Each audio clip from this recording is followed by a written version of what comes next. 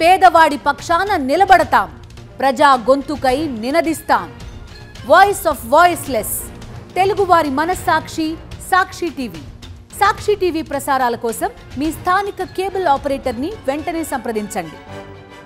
IPL వచ్చిన తర్వాత cricket అసోసియేషన్లకు నిధులు ఎక్కువగా వస్తున్నాయన్నారు ఎమ్మెల్యే హెచ్సీఏ మాజీ ప్రెసిడెంట్ గడ్డం వినోద్.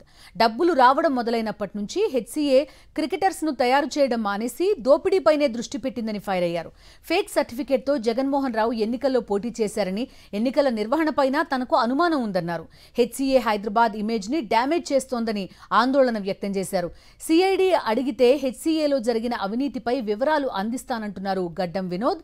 ఆయనతో ఫేస్ టు ఫేస్.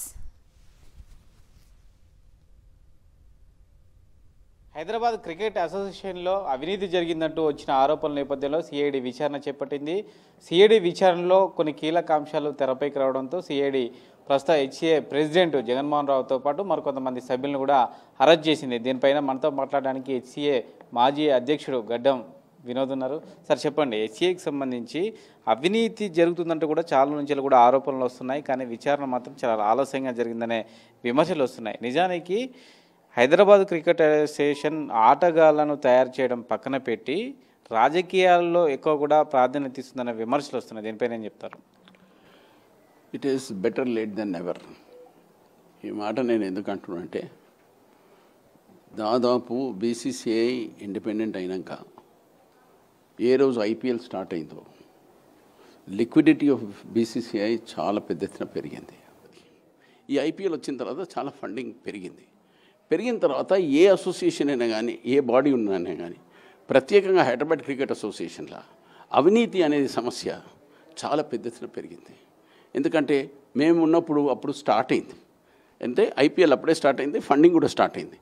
దాని తర్వాత ఇప్పుడు చూస్తే సిఐడి వాళ్ళు ఇన్వెస్టిగేషన్ చేసిన తర్వాత 170 కోట్ల ఉన్న ఈ ఇష్యూని ప్రత్యేకంగా సిఐడి వాళ్ళు ఐడెంటిఫై చేశారంటే suddenly a very painful thing.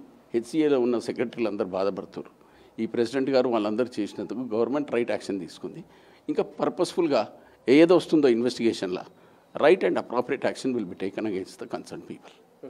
అవినీతిలో కూరుకుపోయిన హెచ్సీఏను ప్రక్షాళన చేయాలనే ఒక డిమాండ్ అయితే క్రికెట్ అభిమానుల నుంచి వినిపిస్తూ ఉంది. ముఖ్యంగా హైదరాబాద్ క్రికెట్ అసోసియేషన్ ఆటగాళ్లను తయారు చేయడం పక్కన పెట్టి అవినీతికి ప్రాధాన్యత ఇస్తుంది, ఫైనాన్షియల్ వ్యవహారాలు ఎక్కువ తలదూరుతున్న విమర్శలు వస్తున్న నేపథ్యంలో సిఐడి విచారణతోనైనా ఇకనైనా ఎన్నికలకు సంబంధించి కానీ హెచ్సీఏకి సంబంధించిన ప్రక్షాళన జరగాలనే ఒక వాదన అయితే ప్రస్తుతం క్రికెట్ అభిమానుల నుంచి వినిపిస్తూ ఉంది. కెమెరా పర్సన్ ముత్యంతో రాక్షరెడ్డి, సాక్షి న్యూస్, హైదరాబాద్.